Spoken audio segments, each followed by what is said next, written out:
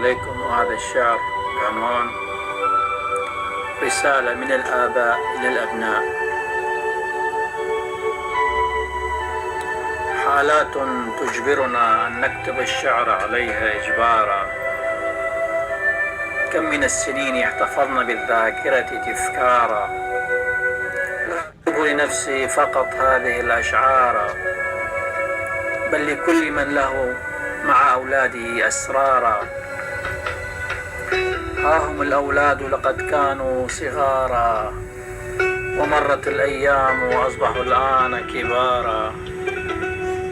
يمر العمر بسرعة وكأنه اشتعال السيجارة، العمر يمضي وينتهي وكأنه بخارا، فالتعامل معهم يشبه باللعب بالنار، فتربيتهم ليست سهلة بل مليئة بالأخطار.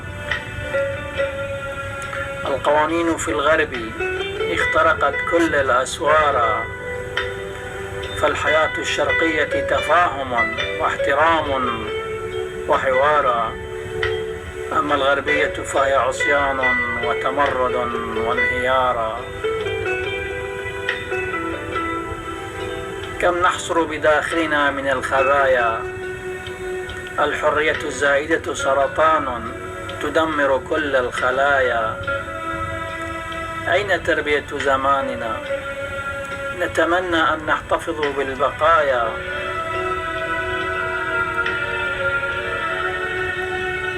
كم من عائلة في العلن أو في الخفايا، في الظاهر شكل وشكل آخر ما في الخبايا.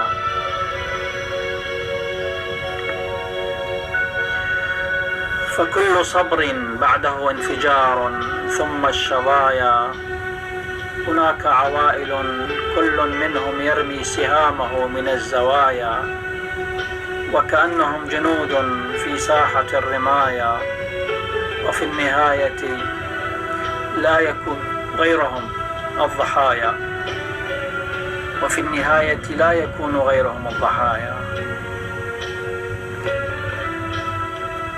كم من العوائل فيها خلافات كالإعصار.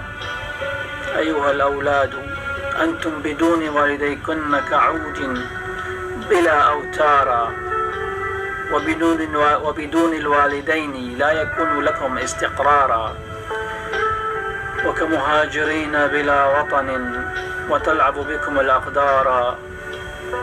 كل شيء متوفر لهم فليس لهم أعذارا، أحيانا مجنونين كجنون الأنهار، وأحيانا هم طيبين كالأزهار. هناك أولاد قلوبهم كالأحجار، وهناك من يفتخر بهم الوالدين افتخارا. حضناهم منذ الصغر كحضن النخيل للجمار، وفي كبرهم ينكرون الجميل في عز النهار. هناك من يكسر الظهر انكسارا، وهناك من يشد الظهر ويغار غيرة الغيارى. إننا سقيناهم منذ كانوا كالبذارى، وكنا لهم في عز الصيف كالأمطار. وكم من الليالي لأجلهم بقينا سهارا، ربيناهم كشتلات وأصبحوا الآن كالأشجار.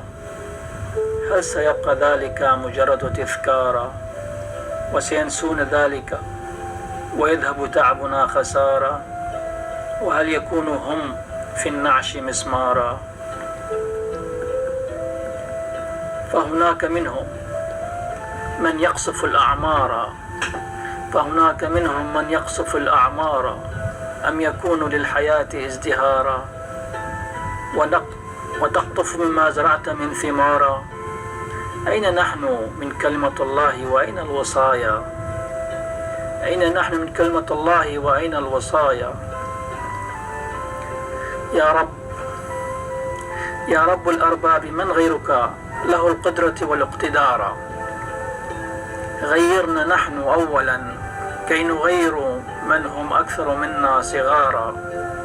إلهي أبعد عنا كل شيء لا يمجدك وكل شيء عارا، فالشيطان لا يدبر لنا شرا فقط بل أشرارا، فهو يبحث في الغرف المظلمة عن شرارا كي يدمر محبيك ويدمرهم دمارا.